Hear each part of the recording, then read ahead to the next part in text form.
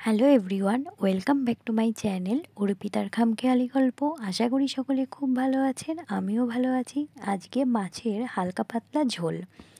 তো তার জন্য নিয়েছিলাম কিছু ঝিঙে, আলু, কাঁচা লঙ্কা, টমেটো আর একটু আদা গ্রেট করা। প্রথমেই সরিষার তেল দিয়ে দেব। সরিষার তেল গরম হলেই আমি দিয়ে দেব হচ্ছে ফোড়ন। ফোড়নে দিয়ে দিয়েছিলাম হচ্ছে শুকনো লঙ্কা,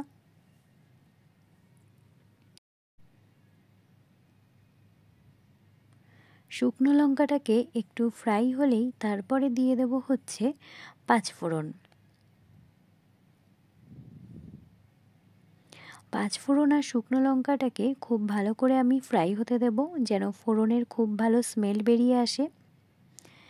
যখন পাঁচফোড়ন আর শুকনো লঙ্কা থেকে খুব ভালো স্মেল বেরিয়ে এসেছে, আমি দিয়েছি গ্রেট করে রাখা আদা। এখানে অল্প একটু আদা আমি ব্যবহার করেছি, না চাইলে আপনারা স্কিপ করেও যেতে পারেন। তো পুরো ফোড়নটা খুব ভালো করে যখন ফ্রাই হয়ে গেছে, আমি দিয়ে দেব হচ্ছে যে কেটে রেখেছিলাম সবজি। সেই সবজি থেকে হচ্ছে প্রথমে আমি আলুগুলোকে দিয়ে দেব। আলুগুলোকে আমি খুব ভালো করে ফ্রাই হতে দেব।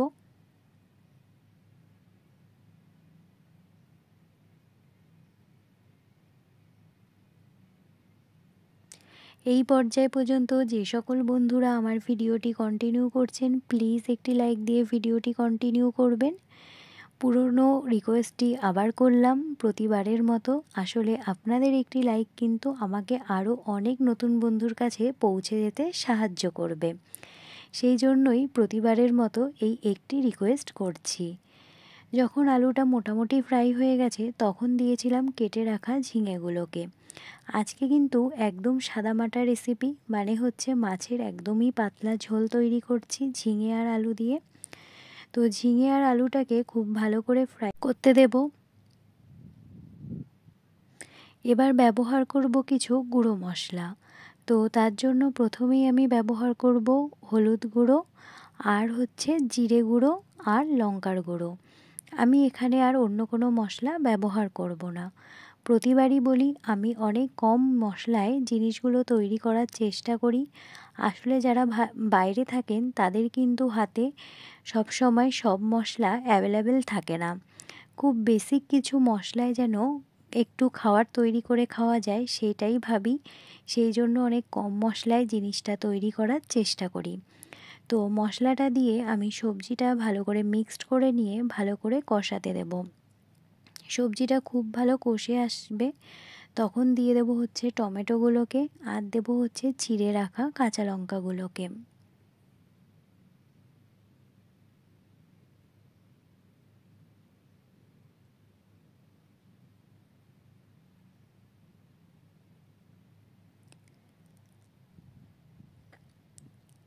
পুরো মশলা সমেত সবজিগুলোকে আমি বেশ ভালো করে নাড়িয়ে নেব, কারণ হচ্ছে যেহেতু আমি কষিয়েছি, নিচে লেগে যাওয়ার সম্ভাবনা থাকে। এই জন্য যখন সবজি থেকে তেলটা ছেড়ে দিয়েছে, বেশ ভালো করে কষানো হয়ে গেছে, তখন আমি দিয়ে দেব হচ্ছে পরিমাণ মতো এখানে জল।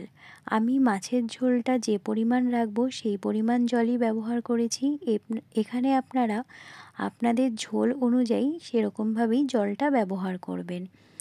আর এখানে জলটা দিয়েছি, সবজিটা খুব ভালো সেদ্ধও হয়ে যাবে, আর সবজির ভেতরে যেন মশলাটা খুব ভালো করে ঢুকে যায়। এবার হচ্ছে খুব ভালো করে ফুটতে দিয়ে দেব, ততক্ষণ ওয়েট করতে হবে। আর আমি কিন্তু আজকে না রান্না করতে করতে প্রথমেই লবণ দিতে ভুলে গেছিলাম। তো এই পর্যায়ে এসে আমি পরিমাণ মতো লবণ দিয়ে দিয়েছি।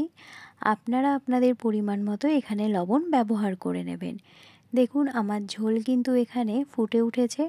তো ঝোলটাকে বেশ ভালো করে ফুটতে দিতে হবে, তাহলে সবজির ভেতরে মশলাগুলো কিন্তু খুব ভালো পরিমাণ ঢুকে যাবে, আর সবজিগুলোও খুব ভালো করে সেদ্ধ হয়ে যাবে। এবার ব্যবহার করেছি হচ্ছে ভেজে রাখা মাছগুলোকে দিয়ে বেশ খানিকক্ষণ ফুটিয়ে নেব, তাহলে মাছের ভেতরেও মশলাটা খুব ভালো করে ঢুকে যাবে। তাহলে কি হবে, খেতে অনেকটাই বেশি টেস্ট হবে। আর যেহেতু খুব হালকা পাতলা ঝোল ব্যবহার করছি, মশলাটা যদি বেশি ভালো না ঢোকে তাহলে তো খেতে খুব একটা ভালো হবে না। তো এই জন্য মাছ দিয়ে আমি খুব ভালো করে ফুটিয়ে নিচ্ছি।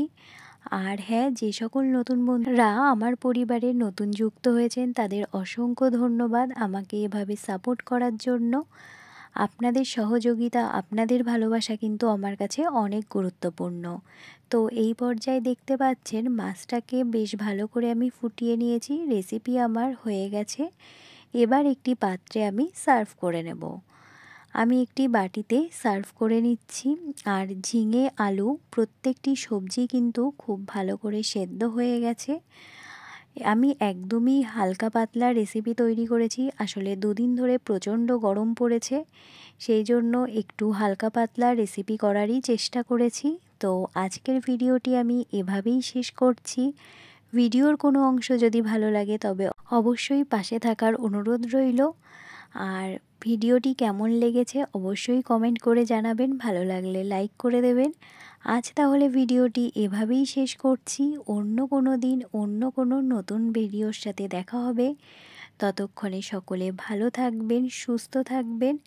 আর হ্যাঁ, প্রত্যেকে নিজের খেয়াল রাখবেন। আজ তাহলে টাটা।